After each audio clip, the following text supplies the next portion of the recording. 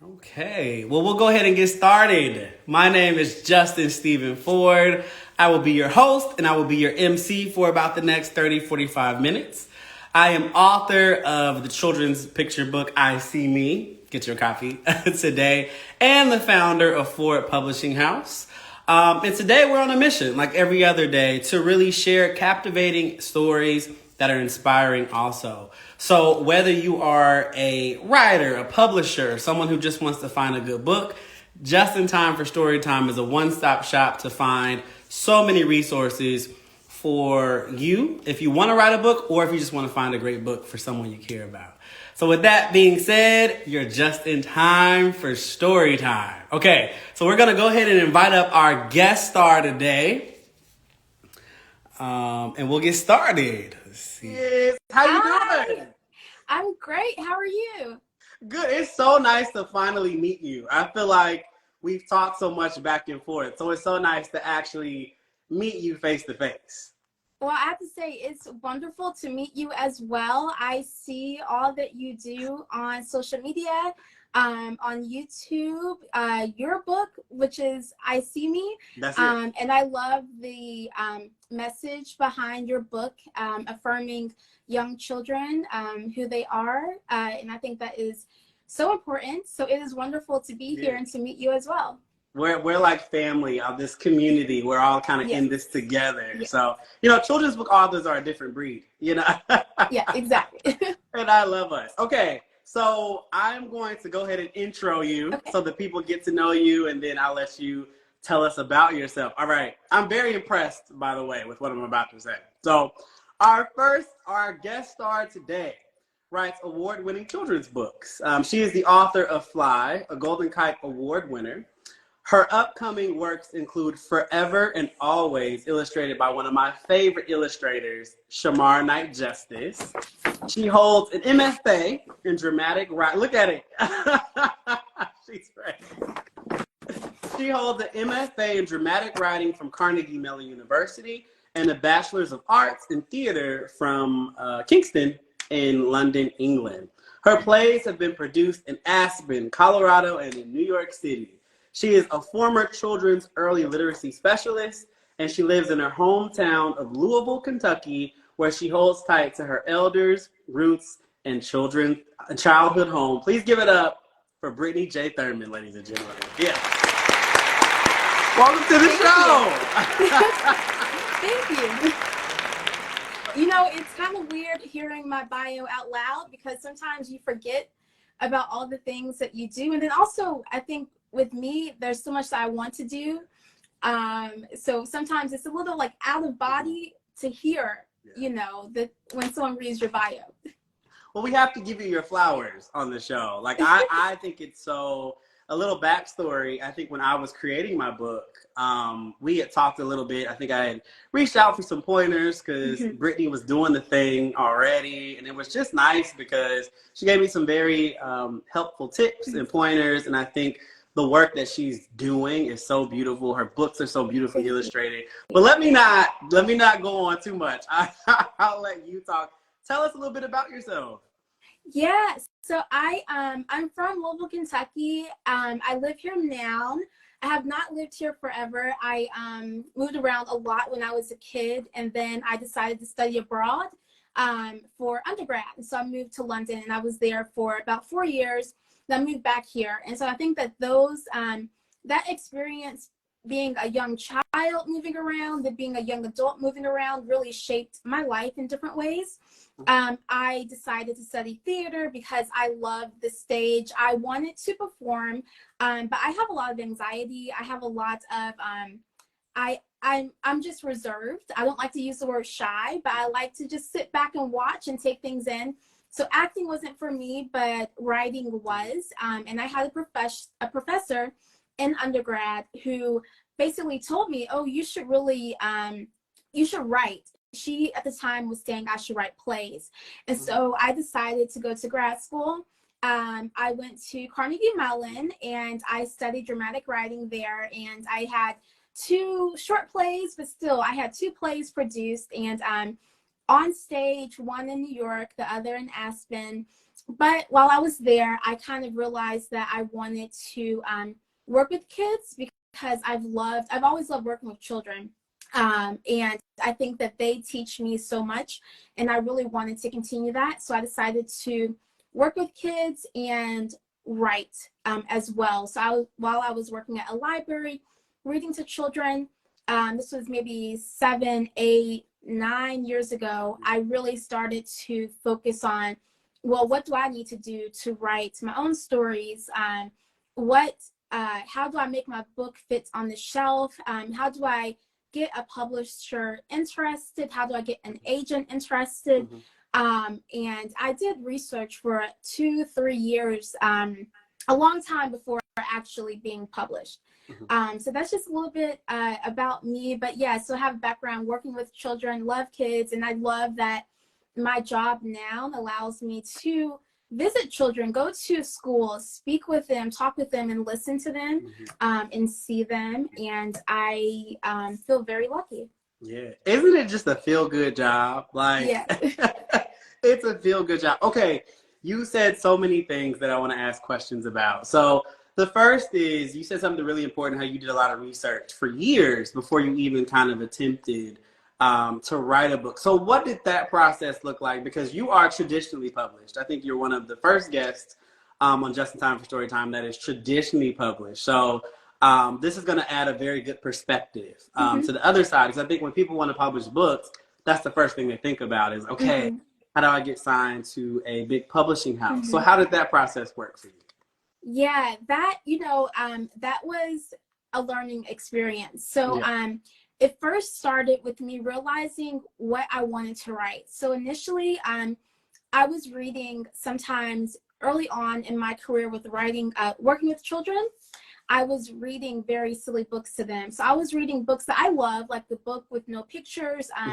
There's a book called, I can't think of the title, but anyway, it's a very silly story. The kids laugh at, they love it. And so I was reading these stories, and I initially thought that's the type of book that I would have to write. So I was writing silly books that were not me. And so when I would send those out, I would get rejection, which is, you're going to get those. Process, but I realized, okay, I'm getting rejections, but also I'm not writing the books of my heart, the books that I want a child who looks like me to pick up. And I think, at the time I realized there was more that I could do. So my first step was realizing like what exactly I wanted to write. And then my second was going to workshops and conferences. I went to a lot of those before I was published. And also I think that, I don't know, somehow, maybe it was the work I was doing with kids, but even being pre-published, I was invited to speak at these conferences. And so that was eye-opening.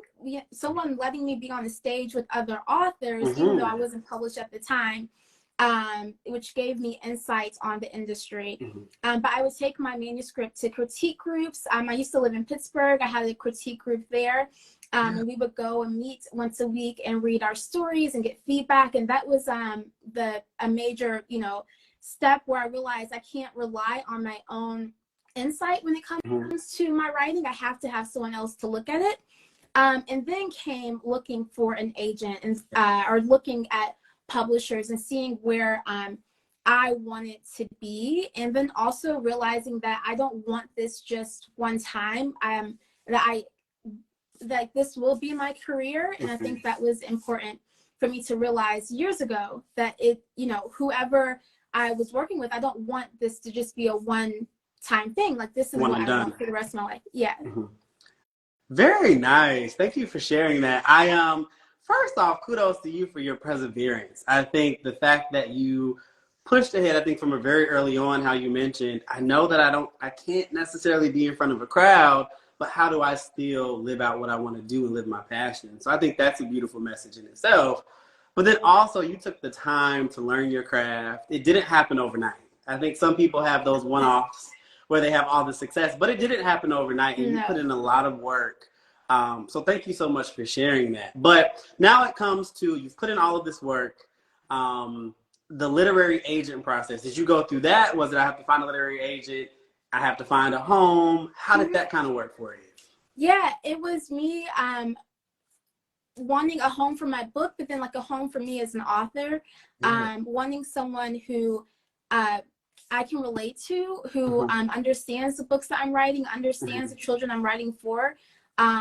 It was a lot of like searching, because I think sometimes authors pre-publish will just find or look for anyone. And I think it's important for you and the agent that you're that you want to represent you to be on the same page, and for you to be able to have a conversation. And so it took a lot of like research.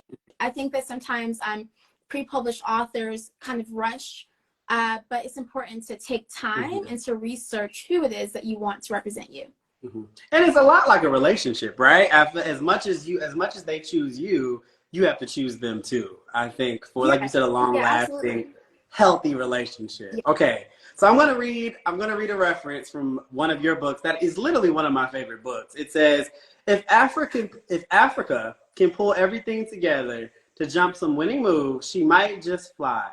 But it's the birthmark in the shape of her name that tells her she's always been a winner. That's a reference from your award-winning book, Fly. Tell us more about that. Beautiful book. Yeah, so Fly is my first book. This is my debut. And I started writing Fly probably around 2017, 2018. I was working at a library in Pittsburgh, and I went on my lunch break. There was a little park outside. I went to the park and I started to write. And I started to write a poem. And at the time I was, I was trying to really write about confidence. I was working with a lot of children, one child in particular who sometimes she would come in and you could tell that she had a bad day. Her grandmother would tell me, and we still keep in touch, just about how difficult things were for her. And I wanted her and the other children that I worked with to realize that like they have this power within them. They can put one's foot in front of the other. They can do the things that they want to do, and there will be noise on the outside, but it's important to focus and tune that noise out and just step forward knowing that you have what it takes. And so I started to revise the poem that Fly started off as. I revised it based on notes from an editor that I got at a roundtable. I went to a conference. There was an editor roundtable, and so you sit there with an editor and like 7, 8 other writers, and the editor critiques your work. The other writers comment as well. And so I sat there and I listened, and of course it was hard to hear, but I realized that this poem needed work. It wasn't a story yet, but it would be. And so I spent about a year and a half revising and then sending it off to publishers and then to agents also. But and so yeah, so that's kind of how Fly started. Okay. And so Fly is also a story of me and my childhood. So when I was a kid, I was very I was scared sometimes to do things. Like I wasn't shy. And I think that my family kind of pinned that on me, but that wasn't it. I think that it was also a lot of anxiety due to different things in my life. But sometimes I was afraid to put a step forward. And so when I was writing Fly, when I was revising Fly, I thought about what would happen if I wasn't afraid. What kind of kid would I have been if I wasn't scared to do certain things? And so Africa, I think, is me, like the kid that I wanted to be in different ways, but also the kids that I saw when I was working with them, the kids that I saw who I knew that they are going to do great things, and wanting them to like hold this book in their hand and know that, you know, your dreams are possible. Yeah. You're about to have my allergies acting up. I think sometimes my books do that. They do. I just got little goosebumps as you were talking because it's so real. I think I oftentimes say the power of a children's book can change the trajectory of your life and like where you're going. Yeah. All from a book. Yeah. So you sharing that is super beautiful. And you also shared how, you know, hearing critiques about your baby, so to speak, can be very tough. However, you know, you took those critiques and you went back kind of to the drawing board and workshopped it. And I'm sure the final or end product of Fly is not what you started with, but it's probably turned into something unimaginable, which I think is super amazing. Yes, and I also have to say that so from my revision, it turned into something that it was not initially. Like the first draft, of course, was completely different. But from the illustrations, it turned into something completely different as well. And I think that like when I write a story, when it's a picture book, I know that this story is as much the illustrator's story as it is my story. And so Anna Kuna really brought my words to life in a way that like my own imagination could never have done this. Yeah. And so she's created a story. And so she's, you know, really let fly. Get it? Yeah. That's beautiful. But again, that relationship component, whether it's choosing your illustrator, your publisher, having a good rapport, and you know, really you guys are creating some magic together. So really being able to kind of speak the same language and not just going with any illustrator, but someone who also understands what you're trying to get out there, I think is equally as important for sure. Yeah. So also, I think that sometimes if you're not, sometimes people don't realize that being with like a traditional publisher, you don't necessarily get to choose your illustrator. And so I think it was also great that my publisher saw like a vision as well, and chose the illustrator, but it was this match. And sometimes the writer does not really speak with the illustrator throughout this process. So when Fly was between like Fly being acquired and Fly being published, I did not meet my illustrator until our book launch. Wow. And our book launch was like a few days after the book came out. And so I think it's important, like there's trust there too. And I trusted Anna because of what I've seen that she can do in the books that she's done in the past and who she is. And so there's a lot of trust there as well. That's interesting. That's a very big difference between self-publishing and traditional publishing, right? I think in self-publishing, you have your hand on everything. And I think when you're traditionally publishing, you kind of have to let go of that a little bit. And like you said, have that trust that they're going to create it. And they did great with Fly. So Fly comes out, you know, your book is out, your book is on shelves.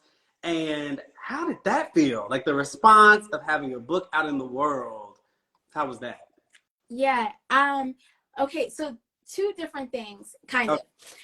So amazing is the first thing. So seeing Fly at my local bookstore, for instance, going to a book launch here in Louisville, Kentucky, being a kid here who would go to the library with my grandmother and read, seeing my book at the library was surreal and a beautiful experience. And then going to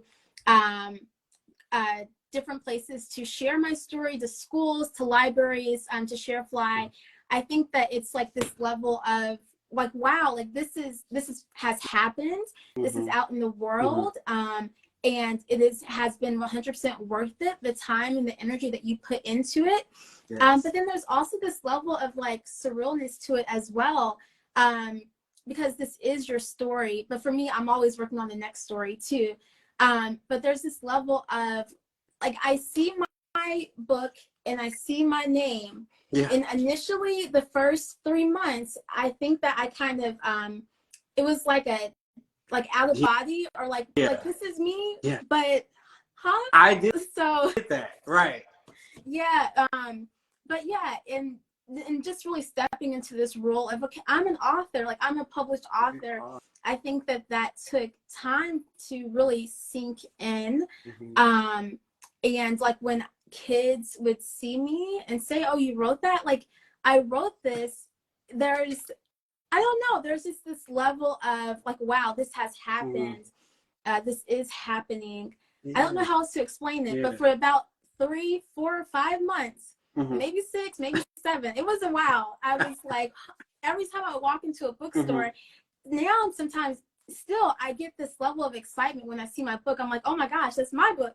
I think my friend Daria is on here. We went to bookstore in Arizona, and That's where I'm at. That's where I live. Yeah. Oh, okay, yeah. And so then we were at the bookstore, and so the bookseller pulled up my book through her Instagram feed, and I was like, "Oh wait, that's me." So it's surreal, right? Yeah. Mm-hmm. Yeah. Yeah, definitely. That's awesome. Yeah. Someone said allergies. I know it's my allergies. I'm not crying. So speaking of books, so the first book is out. You have this surreal moment for however long you have that. But your brand new book is called Forever and Always, and it's illustrated, we talked about it earlier, by Shamar Knight Justice, who is just does African American characters so beautifully. Tell us about that. Yeah. Okay. So I hope you can see. This is like an exclusive, guys, just so you know. It is. So Forever and Always comes out on January 16th. Okay. And Forever and Always is also a book that started several years ago. Okay. I'm from Louisville. I am not far from where Breonna Taylor lived. I have always been aware of how I feel when I walk out the door, or how I feel when my family walks out the door. There, for a while, not necessarily, I guess even now too, but there was a level of worry and fear and being scared, I think, at times. And so I would think about that, and I thought about how kids felt. So I knew that if I was feeling this way, kids were feeling that way too. So I started to write a story. There's a thing about writing. Sometimes you write something and you don't remember when you wrote it. Yeah. So I don't necessarily remember that where creative brain. Yes. But I was somewhere, I wrote this draft, and it is about a little girl's love for her father. She watches her father leave for work every day. She is also aware of what is happening on the news. I think that her parents very much are parents who believe in not hiding things from their child. It's important to be aware. And so she worries for her father, and she kind of has this anxiety within her. And as a kid, I had anxiety. I still sometimes have anxiety now, but she realizes that she can do things to help relieve her worry. And so she decides to help her mom. She decides to cook. She decides to paint and draw. But ultimately, she decides to create something for her father that he can keep with him forever, to let him know that he is always loved. And at the end of the story, it was important for me to show that while this child, her name is Olivia, she's named after my great aunt. My great aunt was a hairstylist up until she was 90. Oh, wow. But she's named after my great aunt. But it was important for me to show that Olivia worried about her father, but her father missed her all day long too. I think for kids, when I was working at the library, sometimes their parent might step out into the hallway, take a call, or one parent would leave and go do something, and they would worry. They would, wander. They would sometimes cry, when is my parent coming back? And I think it was important for me to show that while you might be worrying for your parent, that they are thinking about you as well, that they love you even though they're away. So I won't tell you what it is that Olivia makes. So you have to read the story. Can I get an advance copy or something?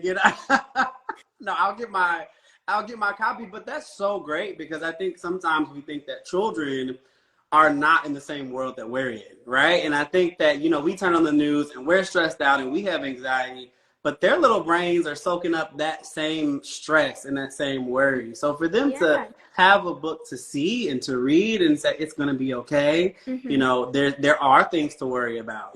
Things do happen. However, we can get through it. And so the fact that it is such a big, I think we think it's such a big topic, but I love that you're approaching something that might not be traditionally approached. I think it's but it's very necessary, and I know it's going to be beautiful. So we can't wait to see that. Yeah. Thank okay. you. And I like Shamar is amazing. Oh my God. I just picked up Big Tune. It's on the floor with other books. Like I need to organize, but yeah. So his work is incredible, and just how he brought out the love between the father and child in this story, the mother as well. I think that like as an author, I can't, like my mind doesn't think that way. Yeah. So it's amazing to me how an illustrator can do what they do. He really brings your story to life, essentially. The illustrator really does. Yes. Okay, so that book's coming out in January of next year. Yes. So I'm going to add that to an advanced delayed Christmas gift. Okay. A New Year's gift. But that's going to be awesome. What has been your most memorable moment so far as a children's book author? Like, do you have one moment that stands? I know it will make it tough for you to pick, but is there one moment where you're like, wow? Yeah. Okay. So I'm going to cheat a little bit. This actually wasn't from when I was published. So it hasn't happened within the past year and a half, but this happened while I was trying to get my book out into the world. I was working at a library. I was writing stories. I was submitting them. I was facing a lot of weight, which is, you face a lot of weight in this industry. So absolutely. I was facing a lot of weight back then as well. And so a little girl would come into the library, and one day, sometimes I would work at the front desk, and sometimes it wasn't busy. So I would read books or I would work on my stories. And so she would ask, oh, Miss Brittany, what are you working on? What are you doing? And I said, oh, I'm an author. I'm writing stories. And so she asked me one day, when does your story come out? And I told her, well, not yet. Sometimes these things take time. And so she said something that I have not forgotten. And I share this as much as possible. She said, that's okay. I will wait. And those words really stuck with me. And so every time she would come to the library, she would ask the same thing. Miss Brittany, when's your book coming out? And I would have to unfortunately tell her, well, you know, sometimes these things take time. And she would say, that's okay. I will wait. And so I dedicated Fly to her and 2 other kids. But that has been, there have been several memorable moments, but that was one that is like at the top because we all have, like, I think that we do all have a book inside of us, but I know that kids are waiting for our stories. They want the next one. They want something that they can grab hold onto, and a character they can relate to, a story, a plot that they can see themselves a part of. And I think it's my job as much as possible, even though sometimes it's more difficult than other times, but to try to create those stories for them and see what sticks. Some kids might like a story, some kids might not, but there is someone out there who will. I'm speechless. And you dedicate, she said, it's from the mouth of babes, I think they say, how it's the smallest things, like the smallest words of pushes of encouragement. Keep going, you can do it. I'll wait for the book. Now I gotta write the book. I gotta get it done. So with that being said, this is a twofold question. What's one piece of advice you would give to aspiring authors? And then what's one piece of advice you would give to children? Okay. Ooh, those are great questions. So for authors looking to be published, self-published or traditional, whatever road you choose, I'm going to say what my friend Jonathan Oxier told me early on. So I went to him for advice. I didn't know what I was doing, so I needed help. And so he said, you know what, read everything. Read the books that are in your genre, read books outside of your genre, read as much as possible, read books on the bestseller list, read books not on the bestseller list. Read books that people don't like. Just read everything that you can read. And so at the time, I took his advice very seriously. I was reading, and also working at a library, so it was a lot easier, but I was reading so many books, as many as I could get my hands on. And so I think that helped me to become a better writer because I understood characters better, dialogue, story.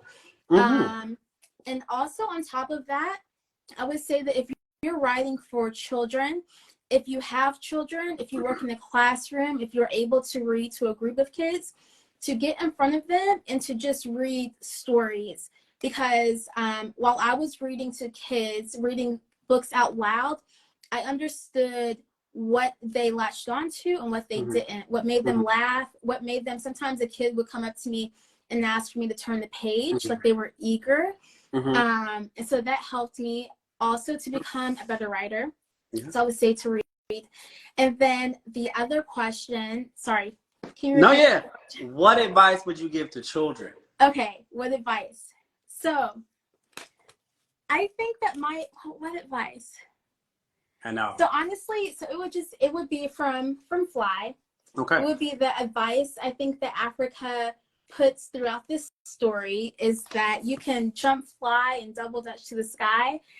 You can apply that to different things by putting one foot in front of the other. So whatever it is that you want to do, I think it's important to step forward, and it's okay if you don't know how to do something, but we don't want to give up. And I think that as a kid, I gave up too many times, and I wonder what would have happened if I didn't give up. And so putting one foot in front of the other, even though you might be scared, even though it might be scary, life is scary. Even as an adult, life is scary. So, but try. Yeah. Did we just have a therapy session right now? Yeah. I tell myself all the time. Yeah. Let me just say, from one children's book author to another, I am proud of you.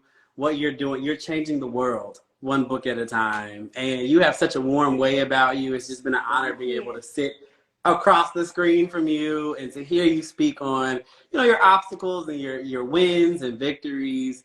And I thank you for that. Will you come back to Just in Time for Story Time? Yeah, okay. Absolutely. Okay, yes. Awesome. Awesome.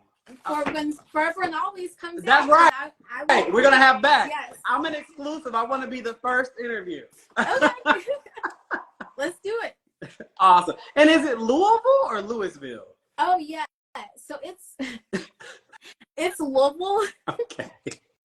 So it is pronounced, if you're from here, a lot of people from here pronounce it Louisville. And if you're not from here, then you will get in trouble for not pronouncing it that way. Got it. It's very serious.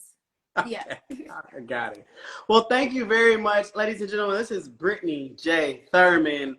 Her book Fly is out now. Her book Forever and Always comes out in January of next year. And then another book in 2025. Yes. Happening. Please follow her page. Where can people find you? Yeah, so people can find me on Instagram, here on Instagram, Brittany. You can find me on TikTok. I try to do TikTok, Brittany J. Thurman. You can find me on Twitter. I'm not on there as often, but on there, I am Janae Brittany. You can find me at my website, which is BrittanyThurman.com. Very nice. Ladies and gentlemen, Brittany J. Thurman. Thank you. Thank you so much. Well, I'll see you very soon. We'll talk very soon. Okay, sounds good. Thank you. Thank you. Take care. Have a good rest of your day. You too. All right. That was Brittany J. Thurman. That's just another Just in Time for Story Time. Has been such an encouraging, motivating thing just for myself. And thank you guys for the feedback that you've been giving and just the supportive words.